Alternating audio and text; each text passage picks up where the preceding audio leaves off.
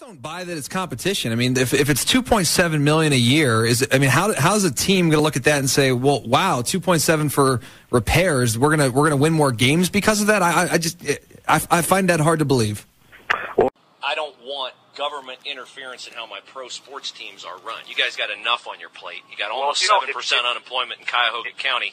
I get you've hit on a perfect grandstand play for a political candidate because everybody wants to say, well, I'll hold the teams accountable. But you're talking about telling billionaires how to run their business when you guys have enough stuff on your plate to do, and I don't think you have any business in telling billionaires how to run their business.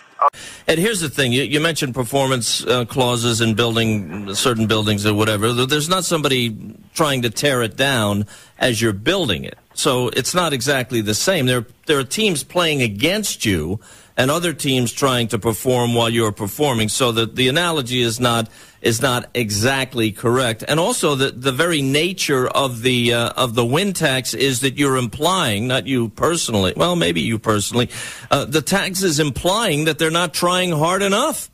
And that you're saying basically, come on, it's been 50 years, you need to try harder to win, and if you do, here, we'll give you a biscuit. About a guy like Jimmy Haslam, who was worth $1.8 billion, and a guy like Dan Gilbert, who was worth $3.3 million, as if you can throw a $2.6 million scare into them, and I just don't believe you're being honest with the voters. FitzGerald didn't even run this by these guys.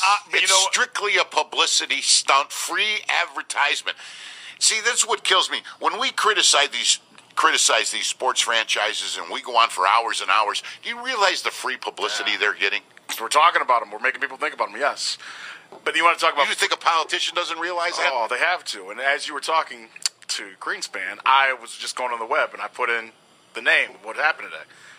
4 different websites that have nothing to do with politics, but sports. This story is all over the place.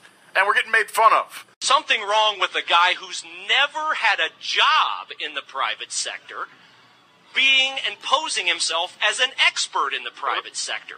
Really? You've been on the public dole your entire economic life. FBI special agent, county prosecutor, city councilman, mayor of Lakewood, county executive. You've never had a job in the private sector. That's true. And you propose yourself as an expert on the private sector. You don't know anything about the private sector. You've never been in the private sector.